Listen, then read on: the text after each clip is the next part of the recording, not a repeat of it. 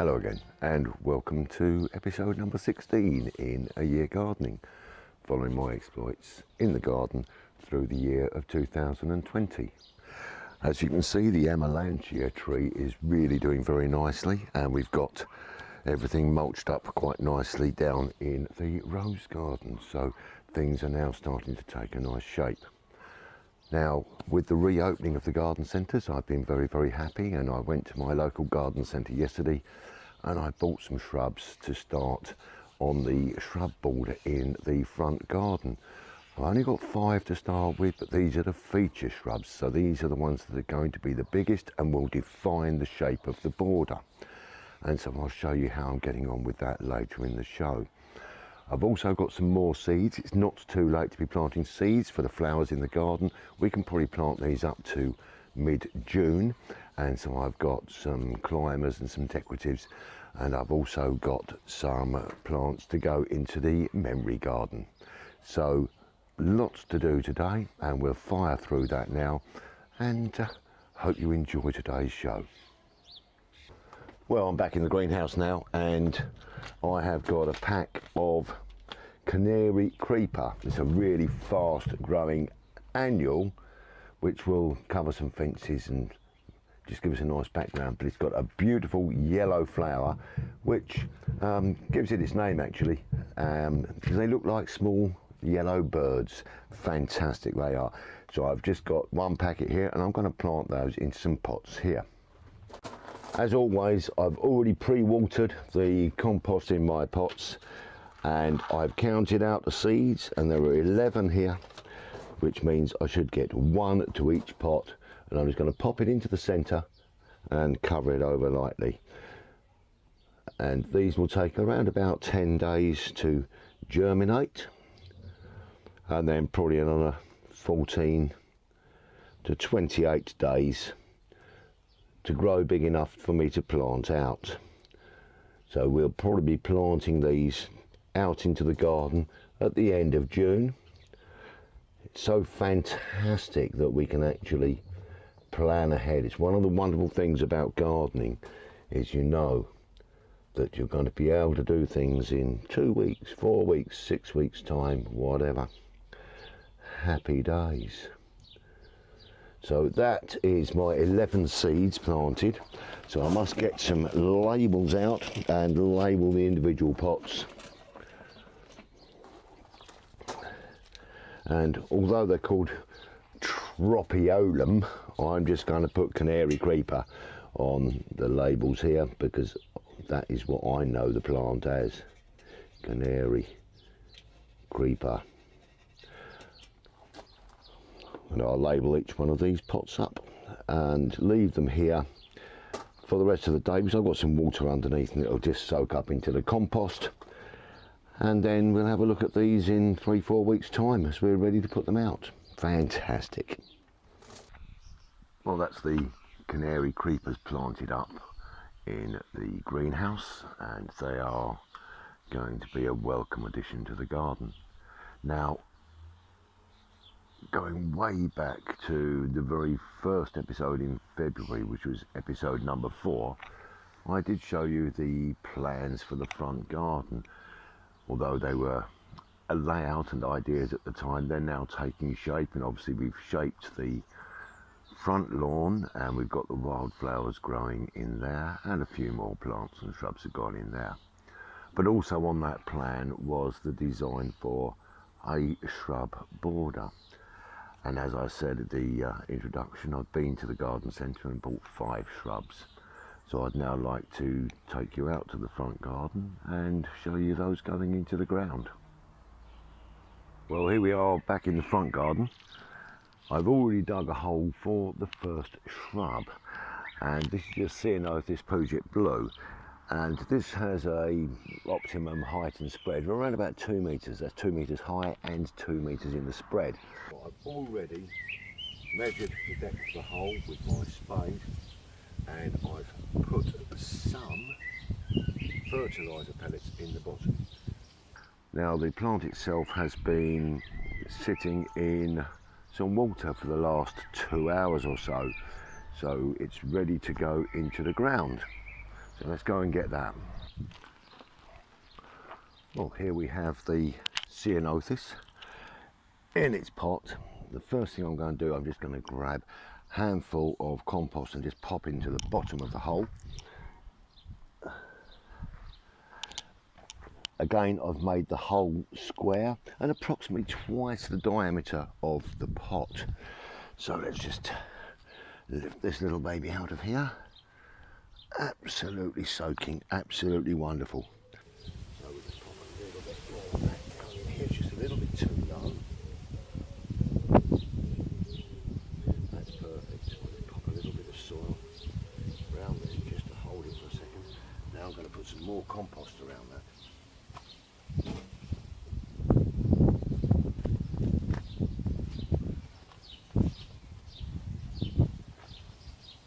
And all I'm going to do then is I'm just going to work it around the plant with my hands. Give it a nice start for the roots on there. That's lovely. Let's pop some of the soil back here.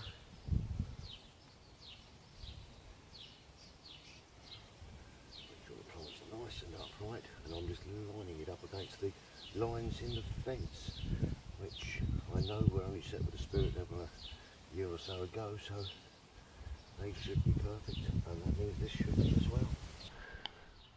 So that's holding it there into the ground, and before I cover it off, I'm just going to give it a little water.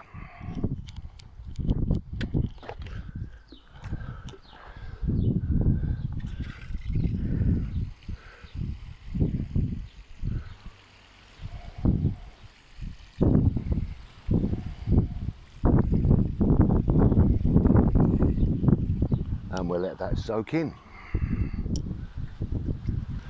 Now I've got 5 shrubs ready to go in here, so I've got 2 set for this side and 2 for this side. One that is going over this side is a magnolia tree. Now that has a maximum height of 8 metres, so that's going to need a fair bit of space on its own. So let's go and get these plants sorted out. Well, I've now got the hole dug for the magnolia. Now this is Magnolia Leonard Messel, and as I say, it can grow up to 8 metres high, but that is a 10-year prediction. So it does need a fair bit of room, and so I've dug a hole. Hopefully it's going to be the right size. So we've got the plant in the water over here. So let's just have a quick look. Now once again, I have put some fertiliser pellets in the bottom. I'm just going to grab a handful of compost and pop in there as well.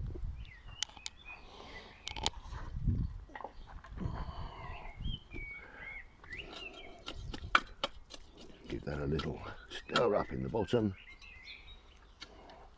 Now let's release the plant. Oh, beautiful. Now that's going to be a little bit deep, so let's bring some of the soil in from around the side. Have a look at that. And that's going to be just about right, maybe just a little bit more there. That's fantastic. So I'll grab some more compost first of all, just to put around the roots.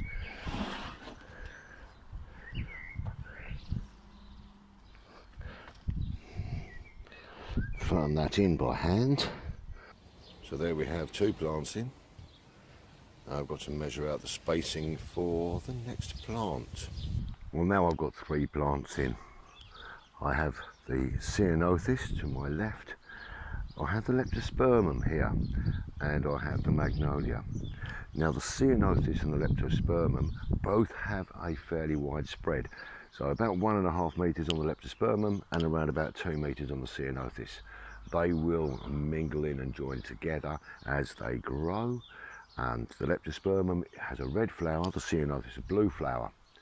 So therefore we will have red and blue together. I don't call this house Selhurst Park for no reason at all.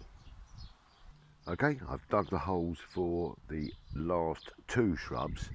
I have going in next to the path here a syringa, which grows to about 1.5 to 2 meters, so it'll be a lower flowering plant than the others on the other side.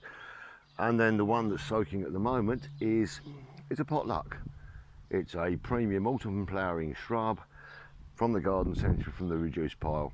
So no one knows what that is until it grows. So, excuse me, the first thing I'm going to do is I'm going to take the syringa and I'm going to plant that one into this hole. Both holes have been prepared again. So we're just going to remove this from the pot. Oh, beautiful.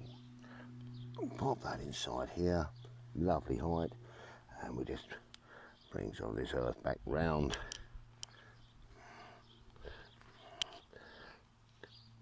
Now, as I put so much compost in here, I didn't need to mix any more compost in with this one here. So that's our syringa nicely in the ground, nice fern down there. And now we'll take potluck out of the water.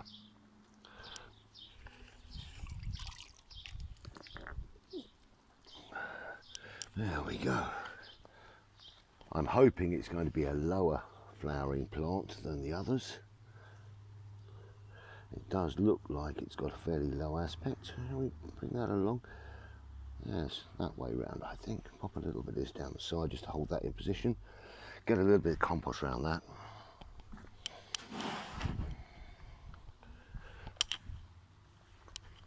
Firm that down by hand, and then just bring in some of the soil.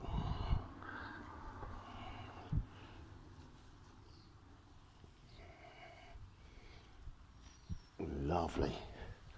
And that's our 5 plants planted in the shrub border. So these are going to be the key plants, and then we're going to develop it as we go forward. Let's take this pot out of the way. Well, that's those plants planted in the front garden. Now, I was just thinking, at this moment in time, I should be getting ready to go to Chelsea. No, not the football, but to the Chelsea Flower Show. And unfortunately, it's cancelled this year, so I'm really lucky that I've had all this time in my garden, and I'm getting my own Chelsea together with some lovely colours and some flowers, and everything else is coming together nicely. But I've had an idea for something I'm going to do in the garden, very Chelsea-esque, for next year, which means there may be another year gardening, a second series next year, but I've got to get through this year first of all. However, I've got some bits and pieces to do down in the greenhouse, so let's take a walk down there now. Well, today I've got a couple of jobs I need to do in the greenhouse. I've got some Aubrietia seeds, which are an autumn flowering perennial, which I'm going to be planting. I've also got my tomato plants ready to plant out, the ones that I'm going to be keeping under grass, and I'll show you how I do that in a minute. But first, I'm just going to pop these Aubrietia seeds into a terracotta bowl. Okay, so I have my packet of Aubrietia seeds. These are another very, very small seed. Now, the reason that I'm sowing these into a terracotta bowl is that I intend to keep some of these seeds growing in the bowl. I'm only going to take about 1/3 of the packet out of that, but keep some growing in there after I've thinned them out. So I'm just going to put a very fine sprinkling around here,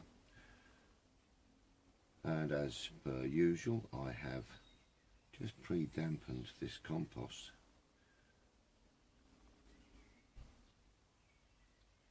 And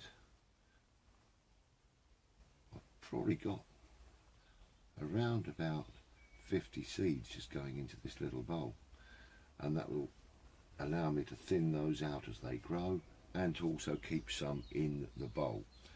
Now I'm just going to take some more compost very finely and just cover the seeds.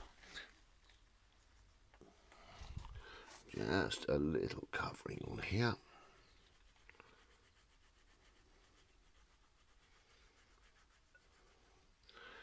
Level that out over the top.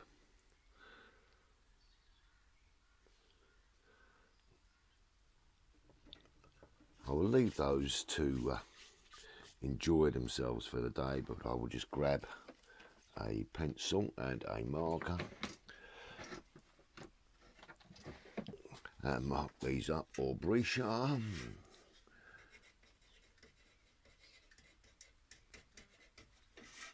And these will go to watering with the rest of the plants later on today. I'm just going to stand those aside for one moment there. Something else that I did going back about a month ago was I put some plastic bags over a couple of the hellebore flowers. I've now collected those bags and I'm going to just plant those seeds into a couple of pots. So I've got a couple of pots handy just here. I'm just going to pop some compost into a couple of those. Let's just take these two here. And we'll just fill those with some compost. There we go. And let's take one of the seed bags here. We'll open this up. Remove the flower head. So just out of that one pack, that one flower head, I've probably got around about 25 to 30 seeds. So I'm just going to spread these thinly into here. As individual as possible. So they're a fairly large seed, but I don't consider them all viable to grow, but we never know. And we'll just see what we get. And as they do sprout, then I will just transfer them on as individuals into other pots.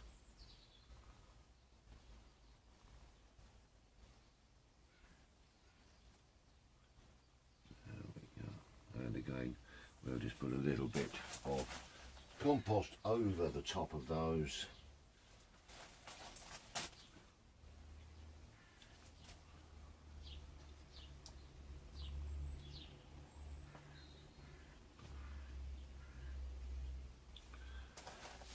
And again, grab a couple of labels for those. 1, 2, and just mark those up as hellebore. One in there, and another one in the other pot. And all I will do is I'll just keep those damp for the next few weeks.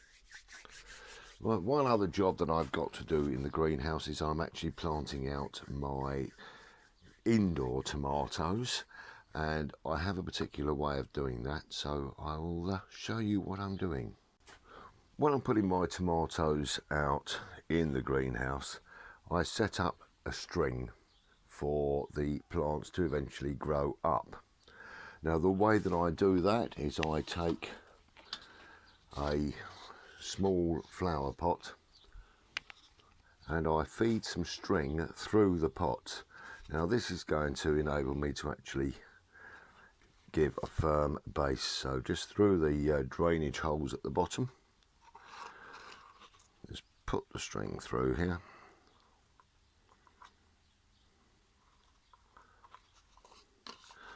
Like that, then just tie it off inside. It doesn't have to be particularly tight or particularly neat, but just so that I have the pot hanging on the string. I then just take a few pebbles from the floor of the greenhouse to give that a little bit of weight. So we've already got the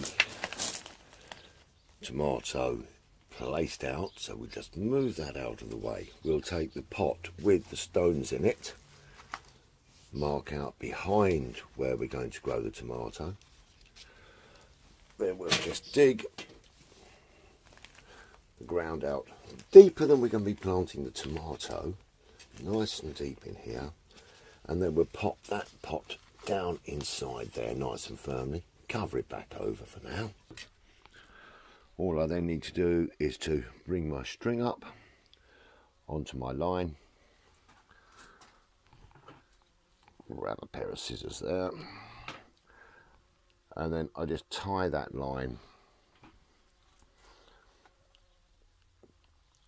on here. Then as the tomato grows, I can wind the lead around the string, so that's just in front of the string. Just pop that out of the pot, into the ground, and just lean it very, very slightly towards the string. Firm that down all around, and that tomato plant is ready to grow. I thought I would just share some of the progress down in the rose border, and we've got some lovely rose flowers out already. Admittedly, there are a lot of them still in bud. This is nice. We've got some geranium flowers coming out, nasturtiums are in flower, and the border is starting to change from spring to summer, which is a wonderful thing. Well, just a quick one now, because the fruit is forming really nicely on the strawberries, so it's time to actually protect those from the soil. So we've got some straw here, and all I'm going to do is just move the straw out, lift up, and we're going to feed some straw underneath the forming fruit in order to protect it.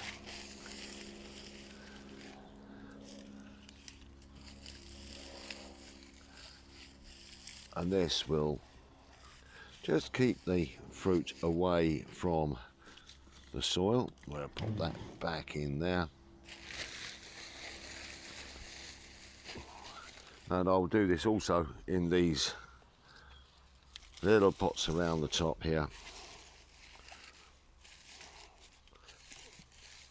And I'll do that in all of these pots and in all of the drawers in the planter. And that's going to be terrific. Well, it's early evening now, and the grass is getting very, very brown. So we need a bit of water on it, so I'm just putting out the little fan sprinkler over there, and we're going to see if we can get some moisture back into the grass, get it a bit greener. Well, that brings me to the end of episode number 16 in A Year Gardening. It also brings us to the end of May in the year of 2020. Now, I've done quite a bit in this little instalment, and I'm very, very pleased, especially with the way the shrub border's looking. Front garden's coming on very, very well. We've got still a lot of plants in the ground and growing, and in the next episode I hope to be able to show you the wildflowers in the front garden, the planting of the peas, which we got to put out now because near cast a clout till May is out, so in June we can actually really start planting our plants outside. I've got to show you some work in the courtyard garden as well, which I didn't have time to get round to. And for those of you with good memories, you may remember back in January I showed you an initial plan of the back garden, and I hope to be putting in the foundation for the wall, which I'm going to grow some succulents and some ivies on, and also start laying the track bed for the garden railway. So lots to do, lots planned, and I'm very much looking forward to sharing it with you again. So thank you very much for your company, and it's a really enjoyable journey going through this year, and it's lovely having you along with me. So that just leaves me to say, stay well, stay healthy, stay alert, as they say, but most of all, stay happy. And I'm staying happy with a nice glass of Shiraz this time. So good health, cheers, and I'll see you next time.